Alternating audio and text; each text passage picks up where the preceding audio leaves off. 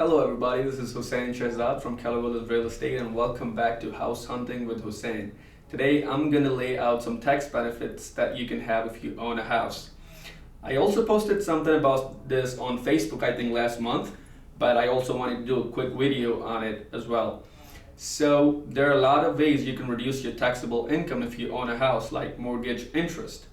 So a lot of people might not know yet that the mortgage interest that you pay on your loan is actually tax deductible up to $750,000. So that's the threshold. So you probably receive a yearly form from your lender stating all the expenses that you paid, and that's where you can get the exact amount of interest that you've paid on the loan. Another way you can reduce your taxable income is real estate taxes. Again, if you pay them directly to your lender, you can get them on the yearly form that you receive, and if you pay them directly to the municipality, you can use your personal records, or you can contact your city or town and ask them what they can provide for tax filing purposes.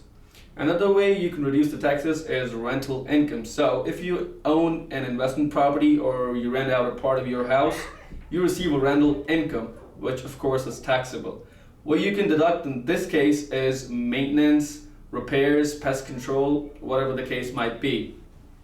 So these are the ways you can reduce taxes, and I can tell you a lot of other ways as well, but I'll stick to these three for this episode. And if you have any questions, if you want to know in greater detail about the tax breaks, I would encourage you to consult a tax professional. So that's it from my side. I hope it helped you guys. Don't forget to subscribe to my YouTube channel. I'll see you guys next Tuesday.